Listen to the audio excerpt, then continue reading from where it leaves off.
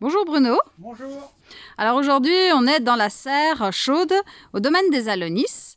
Et là, on voit sur les couches chaudes les petits plants qui poussent et qui attendent leur heure pour retourner au jardin ou au jardin des personnes qui viennent les chercher les jours d'ouverture, les mercredis et samedis, sur le domaine ou sur notre porte ouverte du 1er au 9 mai. Et là, on a déplacé des plaques et on regarde ce qu'il y a en dessous de la couche chaude. Qu'est-ce qui se passe dans la couche chaude? Qu'est-ce que tu peux nous dire exactement là-dessus? En fait, voilà, ici il y avait des plants qui étaient à germer.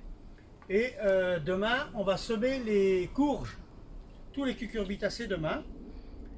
Et donc, on avait rempli le fumier. Sur les dernières vidéos, vous aviez pu voir ça.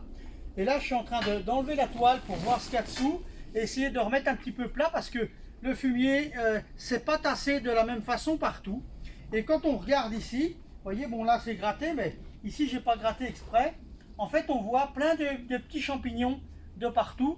Donc ça, c'est plutôt bon signe parce que ça veut dire que c'est un terreau, un fumier qui n'a pas eu de fongicide. La paille n'a pas eu de fongicide parce que sinon vous n'auriez pas des champignons comme ça partout. Donc là, la vie dans ce fumier est importante. Voilà. Donc ça, c'est ce que je voulais vous montrer parce que ça prouve que le fumier est de bonne qualité. Voilà.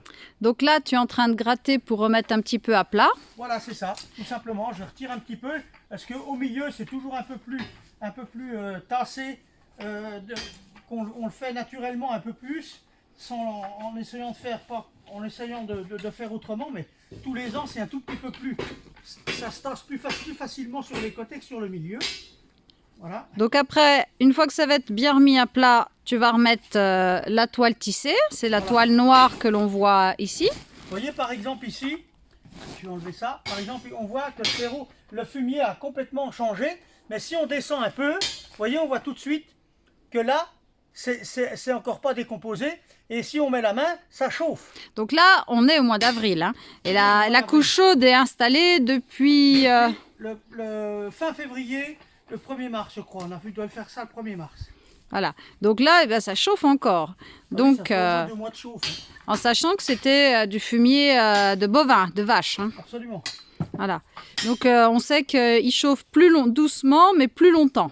Moins fort que le cheval, mais ça dure plus longtemps. C'est un fumier bien pailleux, voilà. Oui, ça c'est indispensable pour que ça fermente et ça chauffe. Donc en fait, sur le dessus, il y a une dégradation qui s'est faite. On voit tout de suite qu'il n'a plus la même couleur. En revanche, dessous, ça continue de chauffer et la masse. Il y a une masse puisqu'il y avait 70 cm, presque 80 cm de fumier. Donc ça va chauffer encore pendant un bon bout de temps. Donc en général, les couches chaudes, elles ont une action un petit peu jusqu'à mai. Oui, en principe, on a semé du basilic avant-hier qui commence de sortir, on le voit derrière. Et ensuite, je fais mes courges. Et derrière les courges, après, on a pratiquement fini les semis. Il me reste de la salade à faire à peu près tous les 15 jours, 10 jours, 15 jours. Un petit peu de choux, des choses comme ça. Mais au niveau des semis, on commence de voir la fin parce que la saison des semis elle commence bien entamée, quoi. Donc des semis sous serre. Oui. Ce qu'on sème régulièrement maintenant, ça va être de la salade, un peu de chou pour avoir des choses régulièrement, mais un peu de roquette. Donc là, on voit les petits basilics. Du mesclun. Voilà, donc tu disais qu'après, voilà, le mesclin un peu plus tard. Voilà. Et après, tout ce qui est carottes en pleine terre. Ah bah après, c'est tout de la pleine terre. Hein. Voilà, parce que le sol est réchauffé, il faut qu'il soit à plus de 12 degrés. C'est ça. Voilà. Tant que le sol n'est pas trop réchauffé, ça sert à rien de semer beaucoup. Moi, j'utilise je fais beaucoup de plantations, mais très peu de semis de bonne heure en pleine terre pour ces raisons-là. Donc on voit quand même dans notre région tempérée, qui quand même a eu des -9 cette année, facile, c'est important d'avoir une serre et de faire ces couches chaudes. C'est sûr, parce qu'encore la semaine dernière, on avait encore -6 ici. Voilà, donc c'est très important d'avoir une serre. Mais si vous n'avez pas de serre, comme je dis dans les formations, vous faites un petit châssis, c'est très facile à faire. Et du coup, avec du fumier, le fumier se trouve assez facilement. Si vous avez la chance d'avoir des agriculteurs autour, ça se trouve quand même assez facilement. Donc vous pouvez, c'est un peu à la portée de tout le monde et ça coûte pas grand-chose. Hein.